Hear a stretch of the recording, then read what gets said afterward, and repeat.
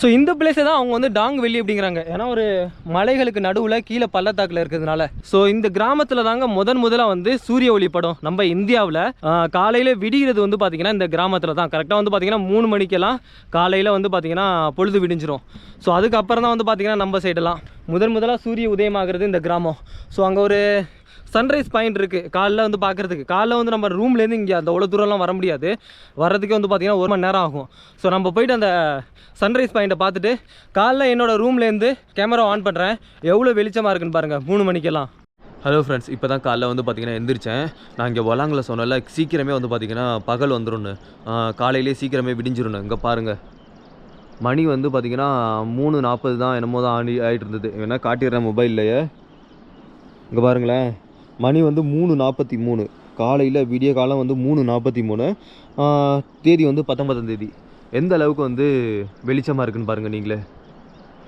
இது வந்து மலைகளுக்கு நடுவில் இருக்குங்க இந்த பலாங். அந்த மலைகளுக்கு சூரியன் வந்து இங்கேருந்து தான் வரும். ஸோ நம்ம சன்ரைஸ் பாயிண்ட் ஒன்று சொன்னால இங்கேருந்து பார்க்கலாம் அப்படின்னு சொல்லிட்டு அங்கே போனீங்கன்னு வச்சுங்களேன் ஃபுல்லாக வந்து பார்த்திங்கன்னா வெளிச்சமாக இருக்கும் அப்படின்னு சொல்கிறாங்க. ஏன்னா சூரியன் வந்து அங்கேருந்து வரதுனால. இப்போ இந்த சூரியன் வந்து இந்த மலைகளை வந்து வெளிச்சத்தை வந்து மறைக்கிறதுனால கொஞ்சம் வந்து பார்த்திங்கன்னா குளூமியாக இருக்குது.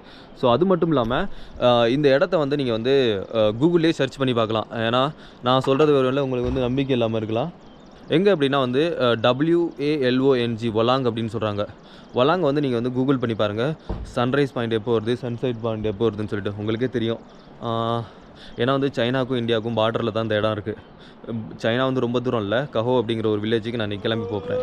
ஸோ டைம் சோன் பாருங்கள் 3:44.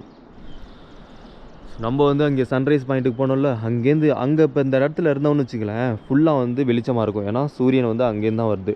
அந்த பாருங்கள் வெளிச்சம் அங்கேருந்து தான் வருது. இப்போ நான் இருக்கிற இடத்துல கொஞ்சம் குளூமியாக இருக்கிறதுக்கான ரீசன் வந்து என்னென்னா இந்த மாதிரி மலை. சைனாவோட எல்லையும் இந்தியாவோட எல்லையும் வந்து பார்த்தீங்கன்னா 3 விதமாக வந்து பிரிக்கிறாங்க. அதுதான் கஹோ. கஹோ அப்படிங்கிறது நம்ம இந்தியாவோட லாஸ்ட் வில்லேஜ். தண்ணி பெருக்கெடுத்து ஓடிட்டு இருக்கு. ஆர்மி ராணுவம் வந்து இங்கே கேட்கும் எங்கே போயிட்டு இருக்கீங்க. இங்கே இருக்கிற வீடுகள்லாம் வந்து பார்த்தீங்கன்னா ஒரு ரொம்பலாம் இல்லை, ஒரு 20-30 வீடுகள் தான் இருக்கு. ஃபுல்லாக மலை மேலே வந்து பனி படர்ந்து இருந்தது. ஒரே ஆள் சோலாவாக வந்து பார்த்தீங்கன்னா போயிட்டு இருக்கேன். ஸோ இந்த கிராமத்தில் தாங்க முதலாக வந்து சூரிய ஒளி படம் நம்ம இந்தியாவில். நான் பாலத்து மேலேருந்து பார்த்த நதி இதுதான். இந்த கிராமம் வந்து பார்த்தீங்கன்னா ரொம்பவே ஒரு அழகாக சொர்க்கம் மாதிரி இருக்குது. கிட்டத்தட்ட நம்ம வந்து சைனா பார்டர்கிட்ட இருக்கோம் இப்போ.